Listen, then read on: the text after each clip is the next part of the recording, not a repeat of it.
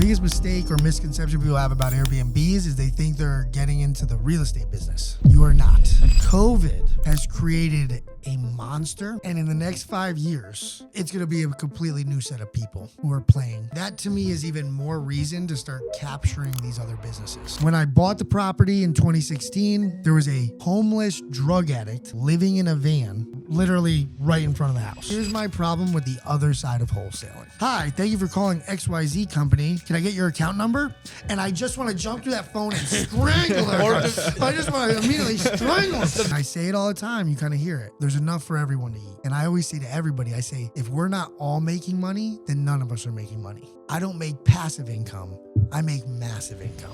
I got 25 G's burning a hole in my bank account. I need to buy an asset immediately. Bro. Welcome back to the Astra Real Estate Podcast, where we talk about real estate, business, and building wealth. I'm Marcos. This is Nick, and we're interviewing Dan and Alex. Dan Orlowski was a key component in his family business, walked away to protect sanity, has since built an empire of Airbnbs, flips, and lending. He just had his second daughter, is a pro networker, and he's setting sights on buying businesses and scaling them with system. Dan, welcome to the show. Welcome to the show. Thanks for having me on. Can you guys talk about your business now and like who does what, and touch upon too the people in your business that aren't here with us? Yeah, so the business we're running right now, Truck Yeah Media, it's a mobile LED truck campaign service. My role in the business is I'm basically Dan's executive assistant. I kind of run sales and all the media components of the business. Right now, what I'm doing is setting up the website, our media kit, our advertisements, our social medias, anything that has to do with media. And then we're also going to be pivoting onto doing sales as well. So I'll be networking and basically selling the business as well. Okay. You sell our course on your truck, just to like buy the wholesaling course. If you guys want to promote. Yeah. I'm not opposed. Hell yeah. Yeah, we need it. Like buy our course. Check it out. Yeah, Truck Yeah Media. So it's LED marketing screens on a truck. You can do anything: events, parties, political campaigns. You want to watch the Super Bowl, whatever you want. So fucking smart. We got a lot of aspirations for this, and we're gonna build it up from one truck. Goal is to have 3 trucks within 12 months, and then 10 trucks by the end of 2 years. Okay. Yeah. Crazy. What's the exit? Just gonna keep it or just gonna sell it? I would just keep it. Word. Yeah. Good for you. So yeah, my goal is to kind of be have a lot of small businesses, to be honest with you. That's genius. And the main reason I want to do that, there's a lot of reasons, but basically one of the things I learned about the family business that it was a little bit, definitely a huge struggle in my life, very painful part of my life. But, you know, when you only have one source of wealth, income, whatever it may be, it can become an absolute fighting point if you have children. So I actually like the idea of having multiple businesses. And this way, your children, as they get older, can kind of pick and choose which ones interest them the most, and then get involved with those businesses. Okay. On top of just my own personal experience, there's a lot of baby boomers specifically that are selling their businesses right now because their children didn't want to go into their business. And I think this is really bad in society. So it used to kind of be like, hey, you learn what your dad did, and that's what you did. And you had a huge leg up because you had, 20 years experience by the time you were 20 years old. And now children kind of run away from that. And I think one of the problems is children have a lot more options in 2025 versus 1925. So there's all sorts of social media and technology and this, so you could see what else is out there, and they just have a lot more options. So I want to give my children more options. Okay. Got you. So you want to, you're basically buying and building businesses for your next generation. Yes. Okay. Yeah, that's exactly right. That makes sense. I like that. So how many are you going to buy? So initially I was actually thinking about buying a lot of very small businesses and growing them. But then it dawned on me that growing very small businesses takes a lot of time and a lot of effort. That's a fact. So I'm actually looking to buy 1 to 2 pretty large businesses. When you say large, how large? Over $1 million a year in profit. Okay. And like, are you gonna be the operator? Are you gonna put an operator in place? Or are you gonna have this basically take over their operations? What are you gonna do? So I'm not going to be the operator. Okay. In an ideal circumstance, I'm going to go in there. I'm going to learn the business. Of course, you still need to know. You have to have a basic understanding.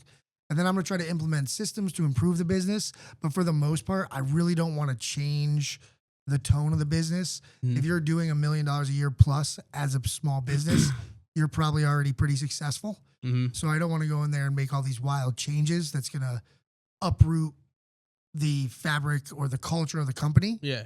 But basically just make minor changes, hopefully tweak it, hopefully really streamline it to get the growth and the profitability on an upward trajectory and kind of max it out, and then put someone in place to run the business. Okay. And I'll step in when needed.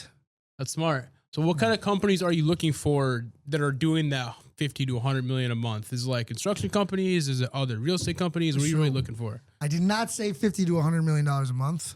I certainly could not afford to buy a company that big. Wait, didn't you say $100 million a month? No, you said $1 I million. I thought you said 100 million a year. My bad. No, 100 $1 million. million a year. Oh, I thought you said profit. 100 million a year. I was like, oh, good for you. Just so you know, Okay. if I could buy a company that does $50 to $100 million a month, or even I meant a year. I meant a year. hold on, or even $50 to $100 million a year, I want to be very clear, and I want to say this the politest way I can. I get it. I would never be on this podcast. Okay. All right.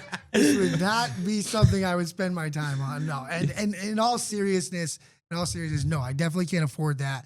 You would have to go through like private equity and stuff like that. big. And that's just too large. But $1 million a year. Got profit. you. Small Okay. businesses like that. Okay, so like contracting stuff but- like okay. $1 million in profit. So generally speaking, small businesses that do $1 million a year in profit are going to revenue between 5 and 10 million. Okay. Which that's kind of like my sweet spot. And that's when I entered my family business, they were doing $5 million a year revenue with little to no profit. Yeah. When I exited, we were doing $14 million a year in revenue, and our last year, $3.4 million in profit. Yeah, there you go. So that's something I already know. I know how to grow. I know how to scale from that point to that point. The ironic part is the step from 0 to 5 million is the step that I actually am not an expert in Huh. because I've never done it. That makes sense. So I'm looking Okay. for businesses that are already at 5 million because I know what to do once I'm there. That's fucking smart. Okay. Yeah. That's really good. Anything in the pipeline? Yeah. Actually, yes. Good. I'm not going to talk names, but yeah, I'm submitting a letter of intent today. Good for you. actually. There you go. We'll see how it goes. That's And we've fantastic. already submitted a couple. I mean, it's one of those things where it's difficult. It's not like real estate where there's a Zillow. Yeah. Now, there is a Zillow for buying businesses, but the ones you find on there are usually crap. Yeah. So, yeah, so we work with a consulting firm. They're finding off-market businesses for us right now. Okay. And Alex got one in the pipeline, too. This is much smaller of business. Yeah. I got a liquor store. Ooh. I got the lead through cold calling, and then they told us they were interested in selling their business. We went over there, spoke to the owner and their son, and they seemed very interested in selling. It was a liquor store in Connecticut, and yeah, we're working on it, but it's you know, it's in the air. It's in the air. How do you come across, your lead, and then how do you pitch it? Like, how do you even begin to pitch it? So the way I was looking for leads as far as businesses, like Dan said, there is like a kind of a Zillow for businesses, SMB Market. There's other websites as well. You can look on brokerage websites and they'll have their listings there. But like Dan said, the pricing is usually kind of super high for what they're making. And then they don't show you any financials as well. So you're kind of throwing an offer in the air. I see. As far as cold calling, how I pitched it, it was a struggle at first because it was my first time doing it and I didn't know how to go about asking an owner if they wanted to sell their business. What I did, I watched a lot of YouTube videos of cold calling, and then I just kind of went at it.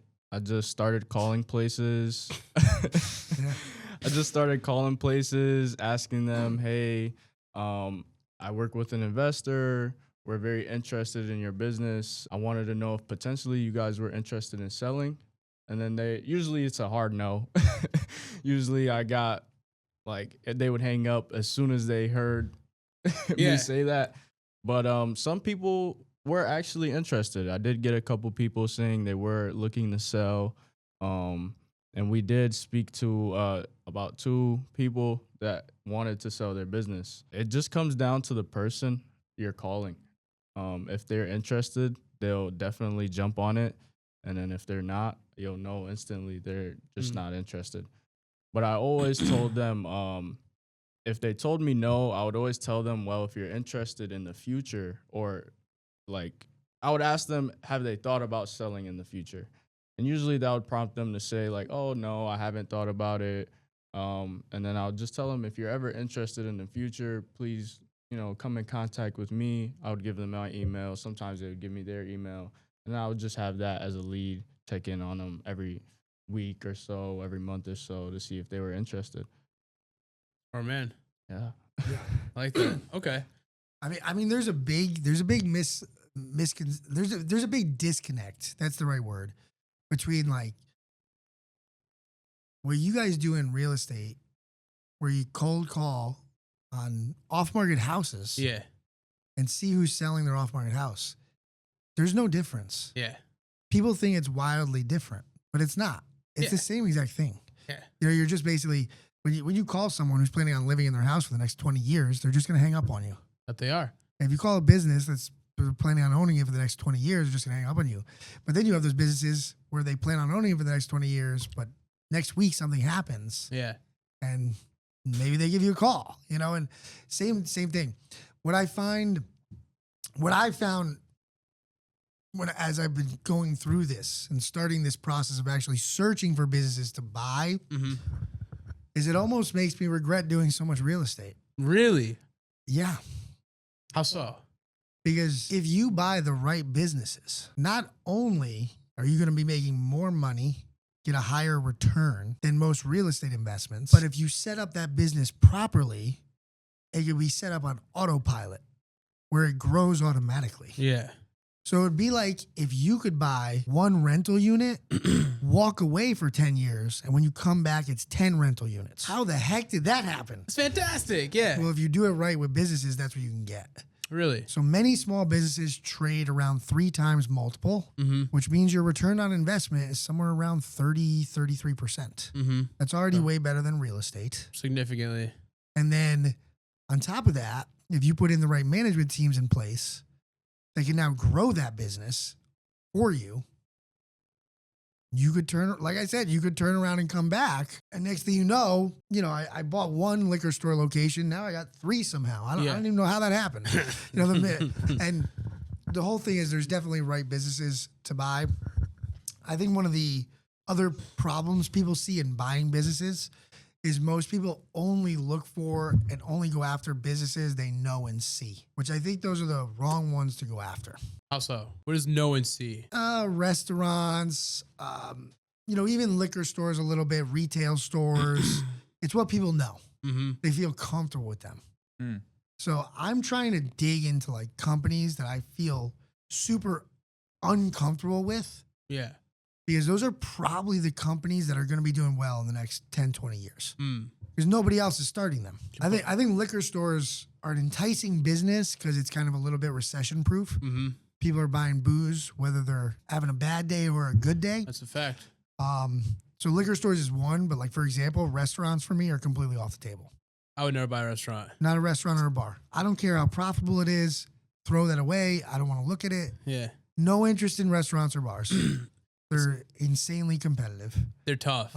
We watch a lot of restaurant Kitchen Nightmares, Gordon Ramsay, and you see like the failing restaurants and everything. Love Gordon Ramsay. Right? He's so entertaining. He's the best. He's so entertaining. But you see like the failing restaurants he goes into, and it's like the amount of effort and like systemization and staff, everything needs to be so dialed in to run a successful restaurant. Like one like chink in the armor, and your whole thing is like cooked. And there's a lot of things that happen in restaurants where it's like completely out of their control. So, I mean, the economy goes bad in the town where you're at. People start leaving the town. Boom. Your restaurant's done. You heard about... Or your town starts booming even, but 30 other restaurants open up right next to you. Next thing you know, you're no longer the only game in town. Yeah. It's definitely one of the hardest. Restaurant and bar industry, people who are successful in that industry, hats off to you. It's got to be one of the hardest industries. Yeah, 100%. For sure. Did you hear about the place to be? Anyone hear about that in Connecticut? The She got arrested or something? Yeah, the lady who owned it. Is it called the place? It's called the place to be. Yeah. Oh, nice. So basically, not nice actually. So it was not the place to be, if I say so myself, because of how bad it went. So basically, my fiance's Shelby's cousin used to be the general manager for the place to be, helping all the locations. But like they started having like wicked cash flow problems, like out of the blue. Ladies like couldn't pay her bills, couldn't pay her employees, but she kept taking out all these fucking loans. She's like, no, it's gonna be fine, it's gonna be fine, it's gonna be fine. Turns out she took out loans and everyone's like, yo, like I'm still, my paychecks are still bouncing. What's up? And she was like, oh yeah, like we're working on it. So it turns out she pocketed all the money on the loans, like bought her $1 million house in West Hartford, and like basically let the fucking business like go to shit. And now she got arrested for like tax fraud, like all these different things, and her business died. Loan fraud. Yeah. So she and she wasn't paying. She was loan fraud. She wasn't paying her tax. It was a whole thing. That is the worst thing you could do. Yeah. Don't take out an SBA and then like pocket scumbags. Yeah, pocket the funds. Wow. Because then it makes it hard for other people to go get SBA loans. It requires more underwriting requirements. So don't be like that. Yeah, Definitely you know? don't be like that. Don't be like that. But yeah, so she had a very successful restaurant until it was no longer successful because she was taking all the money, all the profits. Do you think it That's was a little like, bit different. You know, so maybe she did have a successful restaurant. Oh, it was Jesus. Was it super though? good. Yeah, it was. So Tiff, when Tiff was like first started out, they were killing it. They were killing it. They were making a boatload of money. They were on like featured on the news, like all over social media, until like it's a fancy place, like Yeah. sure, but I don't know. How long was it open? a couple years, I think, like sub 5. Sub 5. I want to say sub 5. Yeah, then they probably weren't ever making money. Yeah, Yeah. I don't know. All restaurants and bars do well. So, have you ever seen those bars or restaurants where they seem to change names Yeah. every like 1 to 3 years? So there's a place in I used to live in Wookett, and like every 6 months is diner. It's always I'll drive by randomly, like going to look at a house, and that diner's like Pamela's diner. It'll be like fucking Greg's diner. It's always someone different's diner. Yeah. Honestly, to be honest with you, it's almost a business strategy in the restaurant industry. Really? So one, a lot of times these restaurants just change hands a lot because Yeah. they're not that profitable. Mhm. So it could be honestly just getting sold that much. But two, you could use it as a business strategy if you wanted to. Really? Because anytime there's a new restaurant or bar, people always want to go check it out.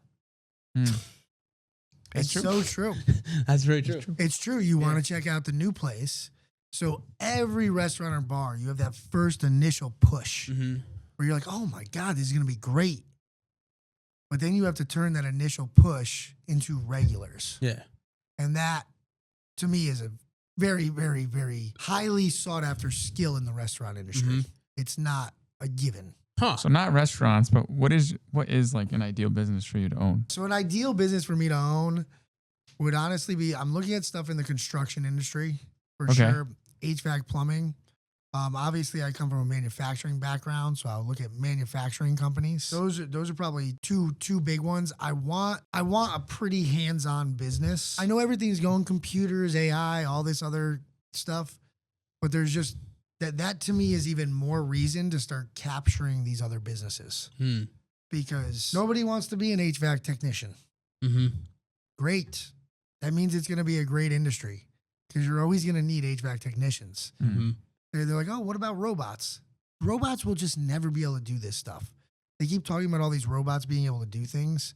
No, they're only as good as the programmer behind them. Mm-hmm. So you know who's going to be programming HVAC technician robots?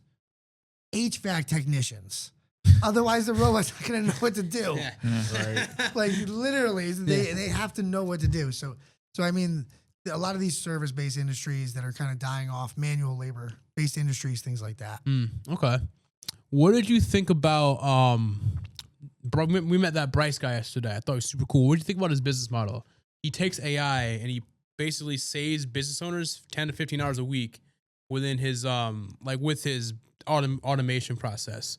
What do you think about a bit like an AI based business like that, and how to implement it into, say, maybe a more hands on business such as a construction business, a plumbing business? Do you think an AI based business can help those type of businesses, or what do you What's your Oh, thought process? absolutely. Yeah. Yeah, I definitely think all the technology could be very helpful, especially like programs and systems. But I do think there's an overlooked reality that you're going to find out is true about AI. It's true about when computers first came out. When computers first came out, they told everybody, this is going to save paper. You're just going to store your files on your computer. What an absolute lie that is. Walk into any business, they got printers everywhere. The printers are going all day. The reality is you're always going to need hard copy stuff. You're never going to be able to trust everything to file. So I definitely think there's a place for AI. But again, it's not the actual systems that you build outside of the AI are not going to get lost in the AI. So I think accounting, bookkeeping, HR, a lot of mundane tasks you can get rid of with AI. But there's still just going to be stuff where you're going to need, you're going to need instruction manuals for your technicians. You're going to need them to have a process, how they quote jobs, how they bill jobs. AI is never going to be able to take that stuff. They may be able to take a portion of it. You may have to plug some numbers in here and then it'll spit out a quote for you quickly, and that's fine. But there's always going to have to be people who do that stuff on the other side. Always needs to be a human being. This is installing the furnace. This is where I disagree with Elon Musk. Now, because of AI, because of robotics, because of all these technologies that eventually we're going to need to have a guaranteed minimum income, because there's just not going to be enough employable people. And although Elon Musk, a very intelligent man, obviously built things that I could never even fathom building myself. I think he's wrong. Yeah. I think he's way wrong. I think the AI industry, the robotics industry will just create new jobs. And everybody's going to run into those jobs. They're going to make a lot of money. But when their toilet doesn't flush, they're still going to call the plumber. That's fair.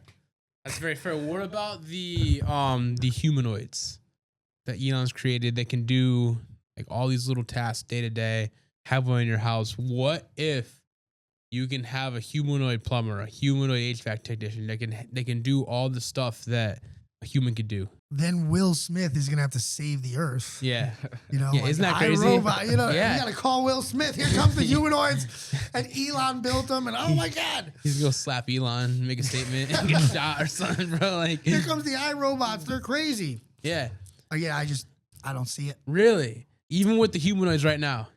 Yeah, I mean, here's the thing. Take a look at some of the evolutions of these type of robotics, like the Roomba vacuum. And my example with the computers was trying to kind of get you to look in this direction, but maybe that's too old of an example. Okay. Take a look at the Roomba vacuum. Yep. Okay. Great. You don't have to vacuum clean anymore. All right? You don't. But someone's got to move all the stuff around for it. Those things off. You got to lift it up. Then more importantly, forget all that. That's what we were talking about, where that's the stuff people see. Yeah. Think about the stuff you don't see. Who builds the Roomba vacuum?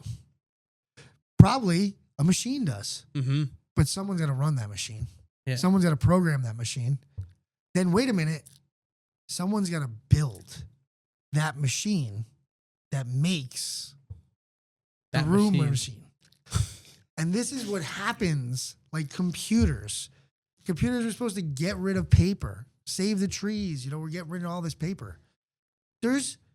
Computers created way more paper use than ever before. And I think robotics is going to do the same thing. As robotics advances, it's going to create way more jobs. Way more jobs. Because again, are they going to start assembling these robots by hand? No. You got to build the robots to build the robots. Huh. And then when those robots who build the robots, when they go down, who's fixing them? Okay, people. Another robot? Well, then someone's got to build that robot to fix that robot and the machine who built that robot. I mean, it just keeps going down. Okay, that makes sense. It always will come back to a human has to be behind it. Now, if you want to say, hey, we could be more efficient, well, I think history, especially in the past 100 years, has already showed how efficient we've become. 150 years ago, if I wanted to take a trip to Florida, I'll see my wife and kids in about 7 years. I mean, this is true story. Like I would have to jump on a ship, sail there. You know, like there was no automobiles 150 years ago. People didn't have recreational cars. There was no commercial airlines. I mean, things will go faster. We'll be able to produce a lot more, which is great. We can hopefully solve a lot of bigger issues in society. But I think the jobs will be insanely plentiful. You know? That's a new way of looking at it. I've never heard, all you hear, especially nowadays with social media, is how AI is going to take jobs. I did hear about the universal income, and I was like, great, I'll just chill the rest of my life. I'll never have to work again. I got excited. But don't get excited about universal income. It's only you will not have to chill the rest of your life. Yeah, no, it's going to be so minimal. You will be under someone else's tyranny. Yeah. That's all that means. Yeah. If they could give it to you, they could take it away from you. Devastating. Can you elaborate on the universal income? Because I've seen maybe a headline mention it, but what is that like? What is the effect of that? Yeah, universal income is basically a theory that just states that society has outdone itself to the point where we don't need everyone to work. However, to survive, you need money. So you just need to give everyone a base level of money. As an, economics major in college, I don't think that would help anything. It only make it worse in theory, because it would drive up inflation. Because everyone. It sounds like the theory is you're saying that like it make it. No, I'm agreeing with you. Because, yeah. Well, he's saying no. He's defining the theory behind universal income, but you're saying. So you're giving a separate point of view. Never mind. Yeah, no, I get it. I thought. So, but we still want to hear it. What's your point of view? He made me feel stupid. I don't want to talk anymore. No. But you have a separate point of view. No, Marcos, he belittled me, and I'm upset. The way you feel has nothing to do with what he said. Just has to do with reality. I know. That's the whole thing. Like, God, I am stupid. Son of a bitch. Marcos always makes me feel bad, but no. So it would like all it would do. In my perspective, it would just increase the baseline of like correct cost of living. No, and you're right. You could sit there and you could throw as much money. I mean, money is becoming in the United States. They already got rid of tracking the dollar to the Federal Reserve, so essentially, money is made up. Yeah, it's just completely fake. And I used to have these arguments with my brother. Ironically, my brother wants it to go back. Money, all money is it's an easier way to trade. So you go back 500 years. They even did have currency 500 years ago, but I'm saying there wasn't really, modern versions of currency that were very common in countries and things like that. So besides gold, gold, silver. But you used to, like, if you wanted chickens and you had cows, you would have to find someone with extra chickens who wanted a cow, and then you would switch it. Yeah. Okay, this is why a lot of people worry about like the decline of the dollar, the end of the dollar, all this stuff. The dollar is just a holding place for value. It's just saying, I have provided someone or something with value, and I now have a holding place to buy some value for myself. Yeah. That's all it is. That's all any dollar is. And you're gazing at me nice, man. Like, but anyways, Bro did not break eye contact. Sorry, bro. I'm sorry, man. Blinked in 30 minutes. No. Anyways, but the dollar is just a holding place for value. And by that regard, it really doesn't matter what it is. So we're never going to go back to the way it used to be. That would be absurd. You want people to like roll up to freaking markets with like 4 cows in the back of their truck and be like, hey, looking for goats? Anybody got goats? And then you find a guy and he's like, listen, I got goats, but I don't want cows. I want chickens. Now you got to go find a chicken guy. And this is legitimately what used to happen back in the day. And that's why societies were very communal. They'd all work together. Yeah. And but now they've replaced it with modern day currency. Yeah. And eventually maybe it will be replaced with digital currency. And digital currency, I'm like, I get nervous about digital currency just because. Do you own any? How safe is it? I used to, actually, believe it or not. Really? So, yeah. What do you mean by safe? You ask how safe is it? How safe is digital currency? Yeah. I'm less worried about like theft from criminals and more worried about, like I said, tyrannical governments.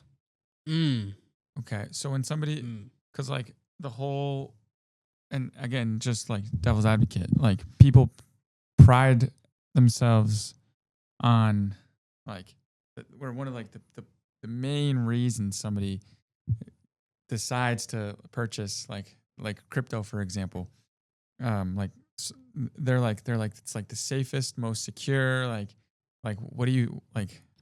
Do you agree, or what do you mean by not safe? Who told you it was the safest, most secure thing ever? So like, well, that's a perspective from like big crypto heads or people that are like in the crypto community. They're like, they absolutely like only transact in crypto. Good for them. So I'm like, and the reason like, no, and I actually know President Trump is big on crypto. He wants to invest in this. The Trump coin. He wants the United States to invest in it and pursue it, digital currency.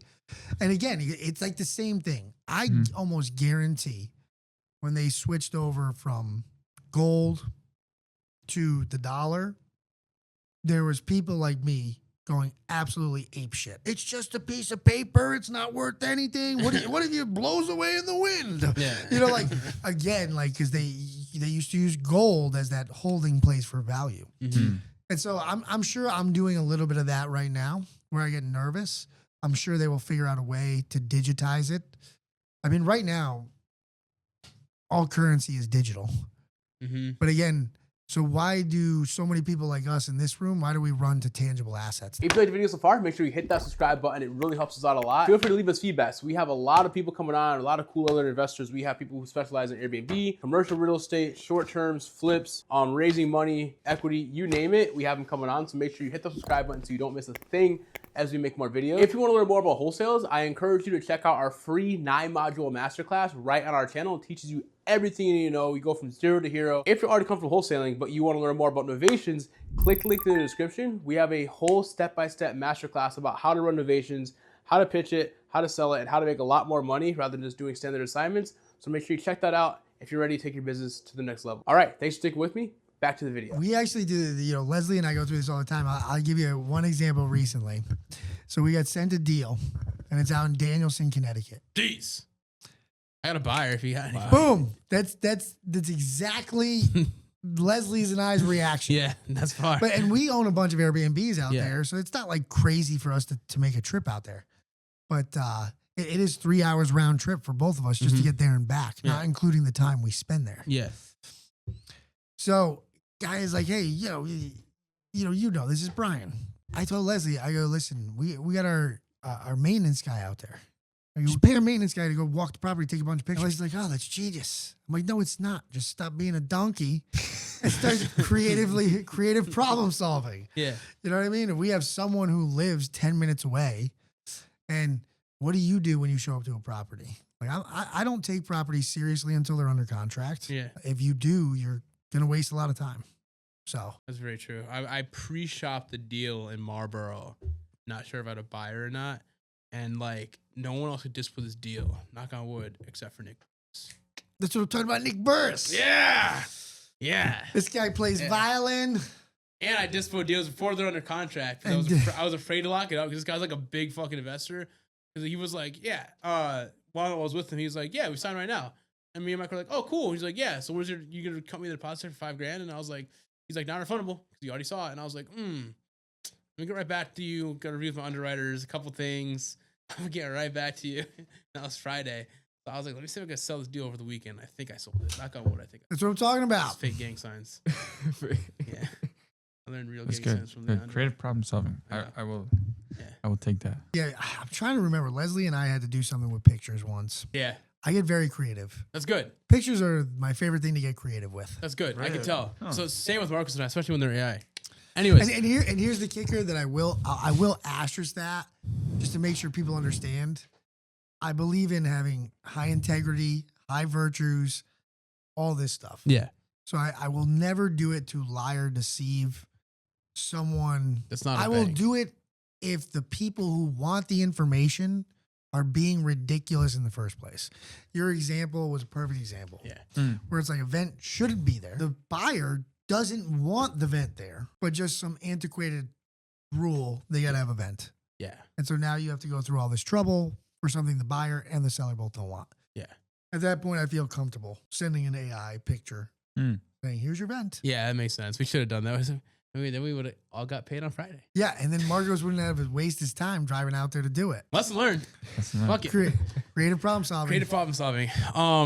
Got you. Yeah, don't fuck it up. So tell me. Don't fuck it up. Onto the real estate world. Well, I had a question about the Never mind. buying businesses. Disregard. You say you specialize in the $5 to $10 million range. What do people get wrong? Like if you were to buy a business of that size, what are like the first like one or two things you're looking at to try to fix or improve right off the bat? So the first thing that I would want to do, I mean, you have to learn the positions. But I think one of the biggest things that people get wrong in that taking the business from 5 million up to 10, 15, and more importantly, increasing the margins. So like revenue growth, what my brother and I did with revenue growth was actually pretty boring. It wasn't anything crazy given the time span. But what we did with profit was insane. So you're basically going from, a couple 100,000 was what they were making a year off 5 million to making 3.4 million on 14 million. Wow. All right. And what I think it really comes down to is efficiency. So a lot of small businesses have just a ton of waste where they don't really have time to focus on it. So they don't have the right people in the right position. They don't have time to review their contracts. They don't know how to do it quickly and efficiently. And a lot of small business owners get stuck in the mindset of, we need them for us to continue. Okay? Because they're a small business. So they need those big companies to continue. They need their suppliers for them to continue. They need this guy, whatever. And so they get stuck in this small mindset. And so a lot of times I found, at least with my personal experience, but even other small businesses that I just see, a lot of times you get walked all over as a small business. And I don't really take kindly to that. But more importantly, you'll find that when you start just putting in a process where it's like, hey, instead of every time you get a quote, we're going to accept that quote, you're going to go negotiate every single quote.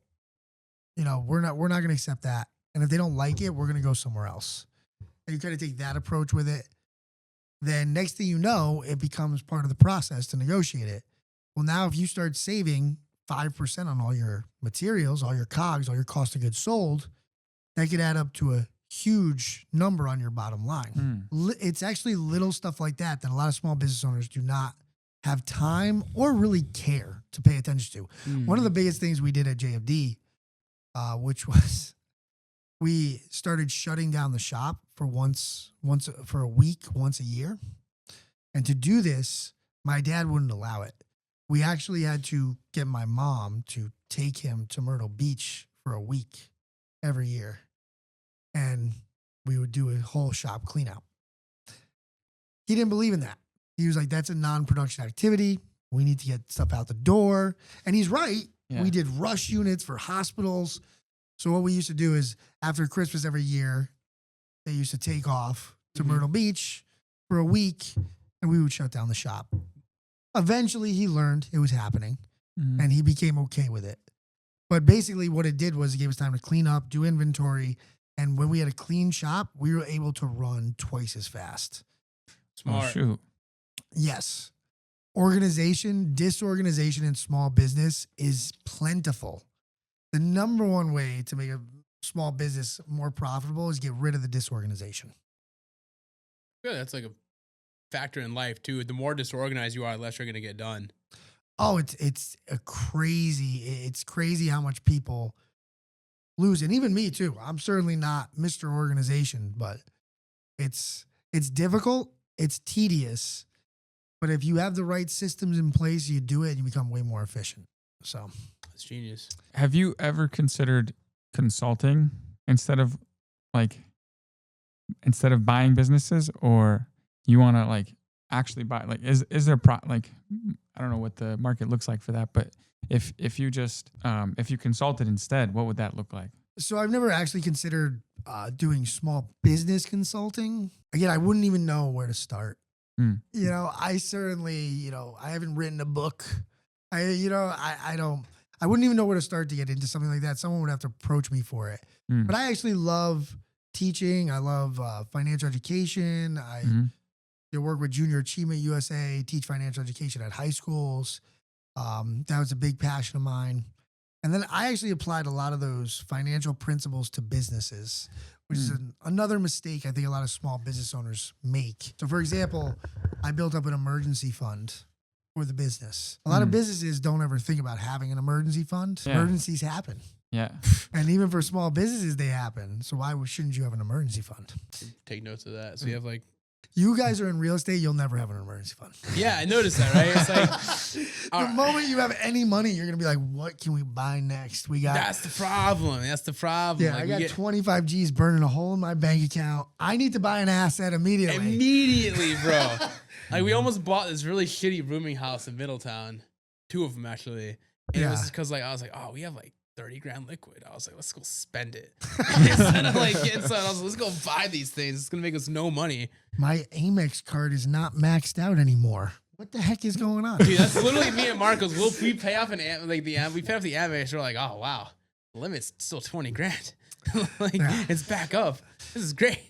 To be honest with you, I am I'm kind of a hybrid between the debt-free guy and the using good debt to your advantage. That's good. But I do think too much debt is detrimental for sure. Without a doubt. We both, well, Marcus and I struggled being in like crippling debt. That's why we sold some assets in the past. Do we have to do to clear it up? Now we're good, but like before we're like, damn. Crippling debt is crippling. Crippling. Yeah, It's no, it's like crippling. we're looking at the business and we're like, holy shit. We're like, every dime we make is going towards interest. Yeah. And we're like making no money. What could we do to like resolve this? So we like sold a couple buildings and we're like, okay, cool. Took some cash and just put it all towards that. Yeah, get rid of the debt. Yeah. So with Eagle Estates, we kind of teeter back and forth on what we want to do. Yeah. It's always a struggle, Yeah. you know? With like pay off debt or like keep debt. What are you thinking? Exactly. Yeah. That's exactly the torment, the inner torment you go through where you're like, well, we could keep this debt, do this, or we could pay off some debt. And I think we have a decent balance. Yeah. You know, a lot of mortgages, obviously. Yeah. And it's to think about how much debt that I'm actually in is crazy. Yeah. You know? Is that crazy? Yeah, it's When you own property? $5 million upwards, somewhere Yeah. around there. Yeah. Bad. Wow. Not bad. And it's like, yeah. But the thing is, it is all good debt. Yeah. So there's a big distinction. No, it's good. So So what are your plans in terms of like, I know you said you want to buy businesses, more Airbnb. I know I heard yesterday say you want to buy more Airbnbs. What's the plan? Especially coming into next year, what are you going to be buying more? Airbnbs, commercial buildings? What's the big play for you? all of it. So basically, we are looking at apartment buildings, more commercial apartments for long-term rentals, just to kind of hedge. Definitely some more Airbnbs. They're great. They're the best. And a lot of flips for sure. Okay. We're looking to hire some people to really grow the flipping side. I'll start sending you my bad deals that you guys can buy. Yeah. Do some great bad deals together. Listen, That's if the you- way you really know. Yeah. It's like you can maybe you'll make like 10 on it. 15 if you're lucky. Hey. But you're doing volume. It works. I know there's some investors here that just do like a boatload of flips and they make like 5-10 grand a flip and they're like, nice. Keep it going. Hey, listen, it's Everyone's got- volume, whatever. There's a lot of the younger generation that wants to do less work for more money. And I eventually think that's gonna come to a screeching halt and it's gonna implode in on them. That right now we're focused on like we're volume based right now, and like we're having this like inner like battle with like at least I am of like which direction do we really like push it? Do we start to like cut fat and then go down to like a couple deals a month but like big deals, or do we stay doing like 5 to 10 deals a month at that like $10,000 to $20,000 profit? Like where do we go? Like you know what I mean? Like what is because the 5+ deals is like a headache. You're dealing with a lot of sellers. You're doing a lot of bullshit, renegotiation. But if we could do like 3 creamies, like 50K deals, 150K a month are not bad. You know what I mean? This is exactly what I was talking about. Creamies. Yeah. No, I just said everybody wants to make more money for less work. Exactly. Well, no, that's what And I'm saying. of course, why wouldn't you? Of course. Of course. Yeah. Well, it's like in my thought process, it'd be the same work to get those deals. It would just be, we wouldn't have as much like overload in the terms of the volume. You know what I mean? Because we're locking up deals knowing we're going to make like 5 to 10 grand. So if you're doing 5 to 10 deals, but this is the problem with this whole mentality. Tell me. If you're logging up like 5 to 10 deals and you're like, oh, instead of doing 5 to 10, let's do 2 to 3 and make them creamy. Yeah. Why wouldn't you just do the 5 to 10 and do the creamy deals? I thought about that too. So hear me out. So And more importantly, out of that 5 to 10, why aren't 2 or 3 of them already creamy? What's happening to your cream? So I'll tell you what's happening to the cream. So there's I'll answer two things. So yes, we are gonna stick to do the creamies, but like I'm gonna like Does anyone truly understand the cream reference, by the way? So fat, big deal, high net spread. No. Come on. Cream? Like a fat load. Yeah. That's the whole concept. Cash rules everything around me. Oh. Cream, get the money. Oh, so it does work. Cash rules everything So it does around work me. in reference to what I say. I never said it like that, but that's fantastic because it does work because cash is in It's it. not me. I Yeah. believe that's Wu-Tang Clan, if I remember correctly. Yeah, no, it is Wu-Tang Clan, but Yeah. like it's good artist. Have you heard of Wu-Tang? So this whole time you were thinking it was like cow milk cream? No, I just said creamy as in like a fat one. You know what I mean? You're like, oh my God, amount of cream I had in my coffee this morning and No. the cream on this deal. No, but no. So basically, I'm thinking it's cream. So we're gonna like compartmentalize it, right? So we would have one person focus on like the smaller, like 10, 15K deals, and then we put like more of an emphasis into the fat ones, like the big ones that are gonna bring profit. What was the other part of your question? No, the second part of the question was, in these 5 to 10, why aren't the creamy ones already there? There are some that are there, but it's like the volume is more of like the 10 to 15Ks. So like on that board, there's only like 2 creamies on there right now. You know what I mean? Correct. So what happens if you only start going after the creamies and next thing you know there's 0 on the board? Exactly. That's the dilemma. That's why we haven't acted on anything yet. You know what I mean? It's like this inner like, what are we doing? Yeah. You know what I mean? It's tough. Well, But- I would give you the opposite advice. Why don't you go after the creamies? Yeah. Because that's what you want to do. Yeah. Get a college kid or whatever to go after the volume. Yes. So that's exactly what we have. We have 2 really hardcore salespeople right now, and one I'm gonna have focusing on the fat ones because he's a really good closer. You met him, Mike. And then the other one, I think I'm gonna have her focus on like the smaller volume-based deals, especially as she builds more experience. It's interesting now. So one of the things we were talking about, what do you see happening with like amongst the market, at least that we're in currently? Because like what I'm noticing, a lot of wholesalers are starting to die. They're starting to phase out slowly but surely. I'm not going to name drop, but there's one prominent person that I used to know who sent me like a boatload of deals, and then I think they quit their job to become a full-time wholesaler, and now he's like back to work. So I kind of feel bad for the guy. But like I'm starting to notice, and it's blessed that we do volume and everything like that. But where do you see happening amongst your side as well? So I know you guys do more flips and wholesales. On our side, I'm starting to see more competition. Everyone I know is fighting for the same deal. Starting to see tighter spreads. Like, what are you seeing? You know what I mean? Like, It sounds like you're seeing more wholesalers, right? so there's more. So I'm starting to see flippers start to try and wholesale more too, which is interesting to me. So, and I know you guys wholesale, but I'm starting to see guys I wouldn't think wholesale. Like one person, I tried selling him a deal, and he was like, "Hey, I actually got a deal for you," and I was like, Are they young guys? No, like middle age, like 30s. One of them, the guy that I saw yesterday, I was trying to sell him a deal. He's like, "Hey, I got this good one for you here," and I was like, "What?" I was like, "When have you ever shot me a deal?" So it's interesting. Yeah, I mean, wholesalers have always been my problem with wholesalers has been going on for 15 years. Yeah. It's basically the whole the new mantra of just wanting to clobber people, wanting the creamy ones. Wanting only the creamy ones. Yeah. And wanting to clobber people, and wholesalers walking off with 6-figure assignment fees and flippers looking at a $30,000 margin. And then everybody goes, and even I say it a little bit myself, like, as long as I can make the money I want to make, it doesn't matter. It actually does, though. Yeah. It does to me. Mm-hmm. It does to me for sure. Like if I found out a wholesaler was walking away with like 90 G's on something, I don't know how much of a relationship we're gonna have. Really? You obviously don't care about me or my business. And that to me is a problem. Interesting. So if I sold you a deal for like 100 and you made 30? No. If we Okay. both made 100, okay, that's different. Okay, fair. Yeah, that's different. Yeah.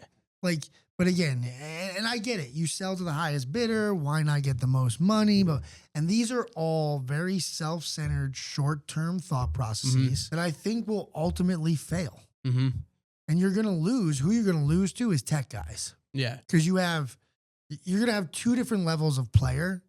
You're going to have the people who just, pump out volume. They don't care. You're a big corporation. You're a number. Mm-hmm. And then you're going to have the people who they want to do business with you because they like you. Yeah. And those are your small town people. Those are a lot of the real estate guys I hang out with. Mm-hmm. I don't hang out with any Grant Cardones. You know what I mean? Oh, dang, Like, you don't think we're on the same level as Grant Cardone? No. Damn, he really thinks we're small. yeah. Yeah. That son of a bitch. 10x. But anyways, like I said, I do think the value, especially when you start adding all these computers into this, the value becomes that human touch, the fact that you care. And so wholesalers, they're always going to be wholesalers. There's always going to be room for wholesalers. They're never going anywhere. Mm-hmm. I've been saying this to Leslie for years. COVID has created a monster. And in the next 5 years, it's going to be a completely new set of people who are playing real estate. Mm-hmm. And I use that word very carefully, playing real estate. Yeah. It was super easy to make money. 20, 21, 22, even 23. It's starting to get back to normal. People are going to get roasted. Yeah. You're starting to see it already. So there are going to be certain people who get roasted now that it's back to normal. The competition is going to be back. Everything's going to be back to regular. And eventually what's going to happen is these wholesalers that are doing these massive markups, hedge funds are no longer buying all your real estate from you. Mm-hmm. BlackRock's not out there buying all the real estate. I know a lot of these guys are like, oh, we sold all of our stuff to hedge funds and they used to pay us, blah, blah, blah, blah, blah, blah. And then it's like, well, we fired everyone. We can't sell to hedge funds anymore. And we're back to just doing regular deals. And it's like, yep, welcome back to reality. Yeah. So, and it's okay. It's okay. And there are going to be some guys who do make it through COVID. But COVID, whoo, that was, I didn't know what the hell was going on. That was during COVID. Yeah. After like that, I started getting like full time with Luke in the sales and we were just crushing deals. It was easy. Yeah. It was easy, man. Yeah. Anything was an ovation. Yeah. 50K spreads were averages. You know what I mean? Yeah. Like, and now I'm sitting here like, damn, 10, 15. How could we do more? You know what I mean? But that's normal. Yeah. Most, like, traditionally wholesalers would get between 5 and 20,000, and that's it. That's what you get. That's been you knew that. I did know that, but I'm trying to like blue ocean it. You're trying to be a Gen Zer and a millennial where you just, I want to get more for less. And again, Exactly. and Love it. here's my problem with the other side of wholesaling. So the guys who are putting 100 on it, 50 on it, and I don't mean on like, if you're wholesaling big apartment complexes, Yeah. you're going to get bigger dollar amounts. So I'm talking about the guy who picks up a house for 120 and sells it for 220. I don't know. I don't know how good I would ever feel about that deal if I'm that guy. And it's not to attack anyone. I don't know if I could sleep at night if that was me. If I bought this deal for 120 and pitched it to someone else for 220, Mm-hmm. I don't know how I'd go to bed that night. Knowing what you did to the seller. Correct. Tough. Like, there are reasons why people sell for cheaper, and there are reasons, but I think it gets to an extremity if that's really what you're doing. And not only just knowing what you did to the seller, knowing what you did to the guy you sold it to. Because let's say the guy you sold it to is a flipper. He has to get a hard money loan or put up his own cash. He has to renovate the place, hold it for a bunch of months, put it on the market. And if you sold it to a flipper who's running a razor thin margin, well, then you don't like that flipper that much. Yeah. You obviously don't care that much about that flipper. You had plenty of extra margin you could have given him. So my whole thing is, and I say it all the time, you kind of hear it. I said, there's enough for everyone to eat. And I always say to everybody, I say, if we're not all making money, then none of us are making money. Mm-hmm. And the reason why that's true is because if everyone's not making money, then eventually it will come to a screeching halt. Mm-hmm. So again, you want your sellers to feel good about the situation. Mm-hmm. You know, you don't want one of your sellers to be like, oh, you know, telling their buddy, yeah, I just got 120 grand for my house. And then someone goes, what? I could have sold that thing for 200. Yeah. You don't want that. You don't want that, like, you know, that out there in the ether. Mm-hmm. Then same thing with the flipper. If the flipper you sold it to for 220, he's trying to put in 40 into this and then sell it for 300 and make a razor thin Yeah. 10 grand. Yeah. Barely. You know what I mean? Yeah. Like, you don't want that. Like, so wait, so you're the only one. So you walked away with like a brand new Aston Martin and everybody else got screwed? Yeah. That doesn't, you got to make sure. So again, if you're like, hey, there was 100 in it for me, the flipper had $100,000 margin, and the seller got a good price relative to their situation, I'll lay my head down. But you can't do that on a $200,000 property. You can't.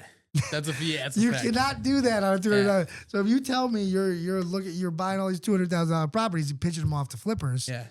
I think you should be trying to average 10 to 20 grand. That should be it. And the way wholesalers used to work, wholesalers used to be all about volume. Mm-hmm. Volume. I forget the guy's name. I used to listen to him. He was on Bigger Pockets a bunch. He used to make fun of buy and hold investors, not maliciously. Just he had his little joke. And he would always say, I don't make passive income. I make massive income. Fair. And he used to like wholesale 1,000 deals a year. Damn. Wow. Yeah. Nationwide? Yeah. Okay. I was like, Mostly on the West, though. He was mostly West Coast. But he used to just bam, bam, bam, 10, 10, 10, 10, 10, 10, 10, 10, 10.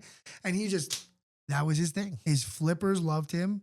So here's the thing about when you think about being a wholesaler long term. One, you want the people who you are buying these houses from to talk good about you to other people. Mm-hmm.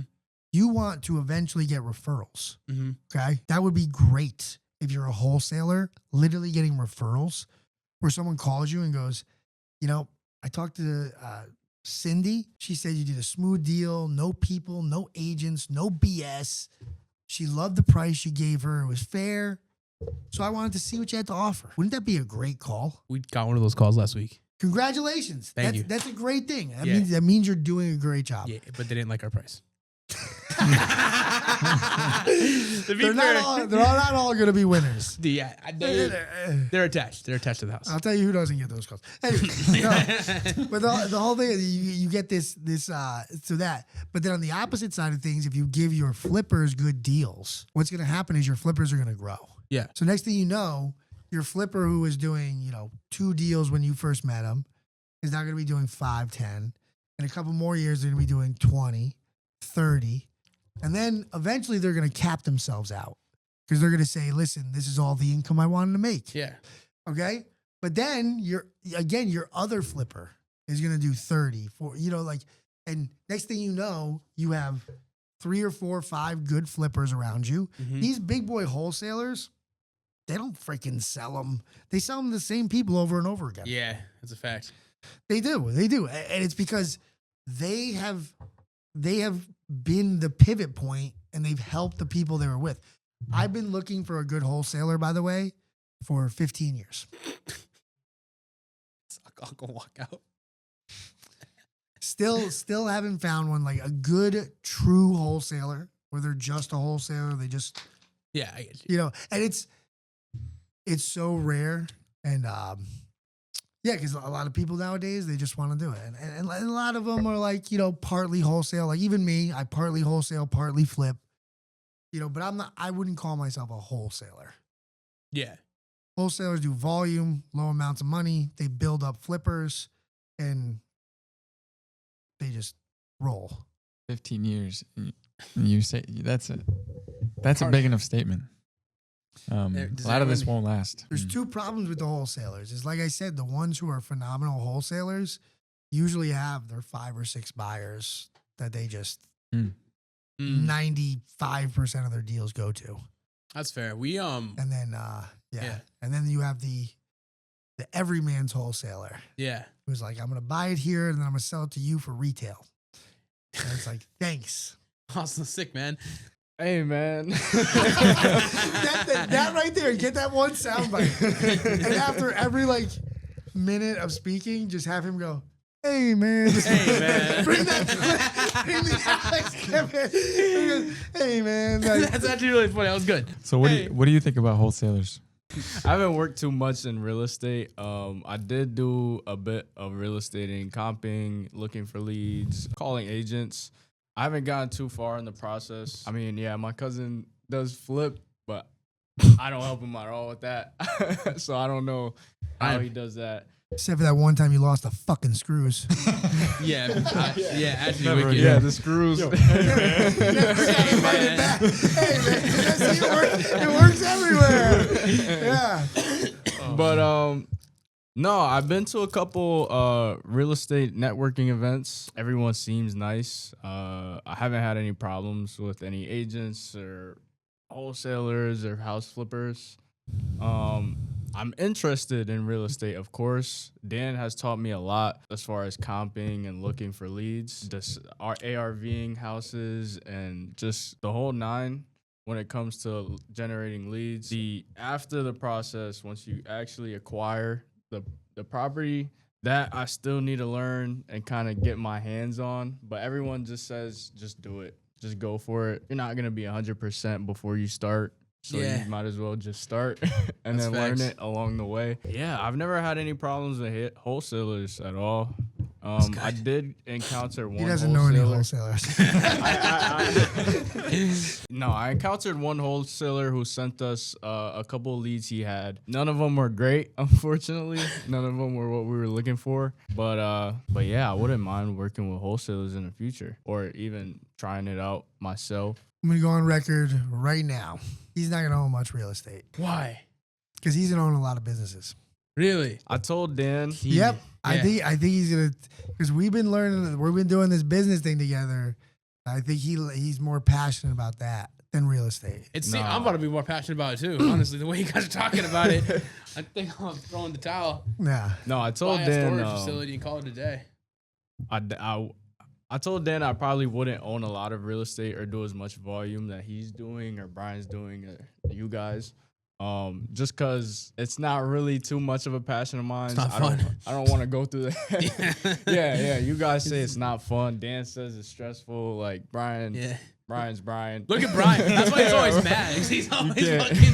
He's always doing shit, bro. It's going wrong. I don't want to just not do it though. I do want to own a property and have like an asset in this field because it is profitable. I can see that from Astra. I can see that from Eagle Estates. It's profitable. It's definitely a great asset group, a great investment path. But businesses, I do feel more passionate about. I do think there's a lot more profit in a sense owning a business, especially a large scale one that does 50 to 100 million a year in profit. But Cream.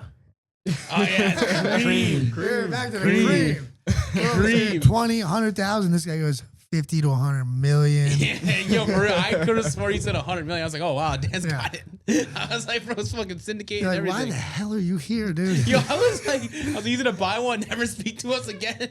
Change his number. But Brutal. But yeah, business, it does seem more interesting. Looking at financials, looking at businesses and how they cook their books and lie about their profits. But yeah, it's it's super interesting. Cooking the book is a good one. I got a question for you, Dan. Okay, what's up? Do you think the increase in Airbnbs are driving up rent prices? Do you agree or disagree? No, they're not. And not only do I not think, they tried it in New York City. They got rid of all Airbnbs, and it didn't help with rent prices at all. So they They ended up doing an after the fact Airbnb study or rent price study on it. I can't remember the name of the study or who did it. I'm so bad with stuff like that. But the organization found out that Airbnb attributed to an estimated 1% of the rent price and rent increases. Wow. So 99% of it is other factors like rent stabilization, lack of building new units, just a pure housing shortage.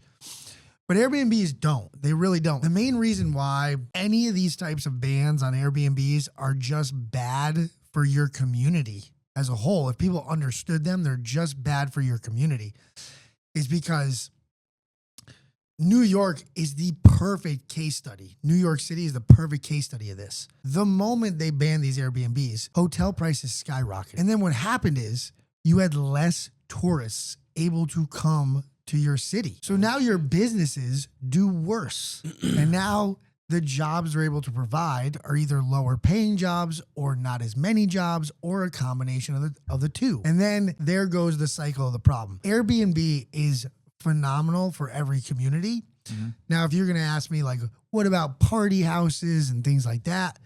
I'm perfectly on board with them regulating Airbnbs to that level. But they should not regulate the quantity of them ever. Because if there is enough visitors who want to come to your city that those Airbnb people will make a profit, then you don't have too many Airbnbs. You just don't. You literally can't. And those tourists are going to come to your city and they are going to spend money in your city, which is going to generate taxes for your local government. It's going to generate revenue for your local businesses. It's going to create jobs. I mean, I've seen it in Nashville, and Nashville kind of took the same direction as New York City, but they did it in a much more reasonable fashion, I would call it. Mm-hmm. But they permitted out Airbnbs, and then they started restricting the zones.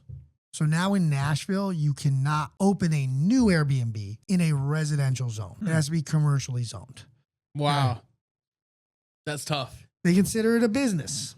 Okay, which I have a whole other slew of arguments on why it's not a business. Because if you're considering Airbnbs a business, then you would also have to consider being a landlord a business. Right? Okay, that leads to another question. Do you consider being a landlord a business, or should landlords be considered business owners? No, and I think the bank set the right number. 4 units or less, no. Okay. 5 units or more, yes. I think that's the right number. But anyways, really quickly to touch back at the Airbnb thing. So what I saw in Nashville was actually amazing. I saw these dilapidated, crime-ridden neighborhoods. I actually own one in one of these neighborhoods where I literally got to watch it with my own 2 eyes. Crime-ridden neighborhoods go from shitty, dilapidated, horrible, dangerous to extremely well off, plentiful with jobs. Small businesses booming in these little pockets of Nashville. I'm not even talking about the entire city. But like, for example, I owned a house on 35th Avenue North, first property I ever bought in my life. Bought it for $25,000. Knocked it down, rebuilt it. I was one of the last houses on the street to do so. Sold it for $625,000. Jeez. Okay. Wow. This is the type of changes. My other one that I still currently own, which is an Airbnb, is on Phillips Avenue. Okay. When I bought the property in 2016, up until a couple years ago, there was a homeless drug addict living in a van on the street, literally right in front of the house. Okay. When I first launched this as an Airbnb, it was the #1 complaint I used to get in my reviews. Okay. And literally I've seen this neighborhood I actually built 4 houses on this neighborhood. We sold those 4 houses for a combined total of $1.6 million. And then they're building these huge apartment complexes. These businesses are opening up. The university built these container homes. I mean, it completely revitalized the neighborhood. And it's Airbnbs. And it's like, oh, well, the impoverished people are getting displaced. And it's like, some are. But the impoverished people who are getting displaced are the ones who don't want to live in a nice area. There's a lot of impoverished people I know who took the opportunity to become Airbnb cleaners, Airbnb maintenance people, manage Airbnbs, whatever the situation may be. they created an entire industry. And there was cleaners I know that used to live off of $20,000-$30,000 a year. And now they clean Airbnbs. They make, $250,000 a year as a cleaner, Yeah. And like that's what happens. So, I mean, Airbnb is great for any community, period. It just is. It brings tourists, it brings revenue, it brings jobs, the whole 9 yards. Can I read you a list of factors that it's a full list, and can you just like rapid fire react to it, yes or no, why it's bogus? All right, I'll try to rapid fire. I guess that was supposed to be a rapid fire. That probably wasn't. No, that was great. No, That was great. It was not rapid fire. Don't let him gas you. That was great. But here's a concise list of factors. Literally says, I'd like to get your opinion on it. It says studies show that the proliferation of Airbnb and similar short-term rentals can drive up local rents and home prices by reducing long-term housing supply and increase competition for properties. And then it lists out how Airbnbs contribute to higher rents, reduce long-term supply, increased competition, profitability, and unpaid taxes, and howling out of neighborhoods. What do you have to say to this list? Give me the first one. We'll just go through them one by one. Reduce long-term supply. Again, I think New York City is the best case study of that. Mm-hmm. It's false. The moment you hit a threshold with Airbnbs is there won't be enough money in them to continue. Okay. So Airbnbs are like mini hotels, Mm-hmm. bed and breakfasts, whatever you want to call them. And basically you will not be able to continue. So if somebody said to me, hey, we have a town with 10,000 houses and we're going to open up 5,000 of them into Airbnbs, all 5,000 would fail. You couldn't do it. So again, this is where you have to converge on, is it really Airbnbs that's causing it? So is it true that could happen? Yes, but the effect is so marginal on the overall housing supply, it doesn't affect rents. It doesn't affect rents or housing supply enough where it should ever be a concern of any local government. Increased competition. Do Airbnbs... So they're talking about buyers. Mm-hmm. So basically buyers trying to buy single family homes, driving up prices. Yes, I agree with that. It can drive up prices. I have seen that in Nashville. Like I said, definitely drive up prices. Again, there's a marginal effect that I think gets exaggerated by local governments to pass these ridiculous laws against them. I think it's very marginal. I would have to look up the actual numbers to know the actual effect, but I think it's very marginal, the increase. But also, I think the missed point is that when you have these increases in housing prices, it's usually because of businesses booming. When business is booming, people are making more money. I know COVID was a little bit different, but generally speaking, if you look at what Airbnb did to, let's say, a city like Nashville, from 2012 to 2019, those were all positive increases. So yes, housing prices went up, but people were making a ton more money. And there was no COVID prices during that time. For people getting into Airbnbs, what do you see, what are the maybe biggest misconceptions you see, or maybe one or two things that people get wrong, end up, falling out of business that when it comes to Airbnbs? So I think the biggest mistake or misconception people have about Airbnbs is they think they're getting into the real estate business. You are not. Interesting. You are getting into the hospitality industry. Plan to be hospitable. Marcos, you should not do it. Oh, no. Here we go. But more importantly, because you're getting into a mini hospitality industry, you have to really cater to your clients and your guests. And it's important. And I do think there's a lot of bad hosts out there, which have paved the way for a lot of terrible things to happen. Airbnb, the actual platform, but the reputation of short-term rentals as a whole. And so those bad hosts out there would be hosts that don't care when there's huge parties at their place. So you're destroying your neighborhood. That's something that I take pride in. My Airbnb should only make the neighborhoods I'm in better. If they're making the neighborhoods I'm in worse, I'm failing as a host. It's not just about me and my guest. I want my neighbors to enjoy that property being there. I don't want to get a call from the city. We got 10 complaints on your house, blah, blah, blah. That's your fault, man. It's not your guest's fault. And then, you know, obviously some other stuff where it's like hosts not taking care of their places, putting up fake pictures. And then there's the wildly extreme examples of people who put up other people's houses on Airbnb that they don't own nor do have any right to, which that has actually happened to people. They do this with houses that are for sale, typically. Genius. Yep. Phenomenal. Or houses that are furnished rentals. Really? Yeah. Yeah, this has happened. And usually these are wildly extreme cases, but you can find stories of people where they'll be like, I was renting an Airbnb and the cops showed up to arrest me for breaking and entering. It's like, what? Have you ever had to kick anybody out? Yes. Yeah. Not often, but I have. What's like, how does that happen? Number one reason is partying. And how does that happen is I drive there and kick them out. Really? Yes. What are like the rules for that? Like, So is there any protection? No. Like, every Airbnb, at least on the Airbnb platform, but many platforms, you have your own rules.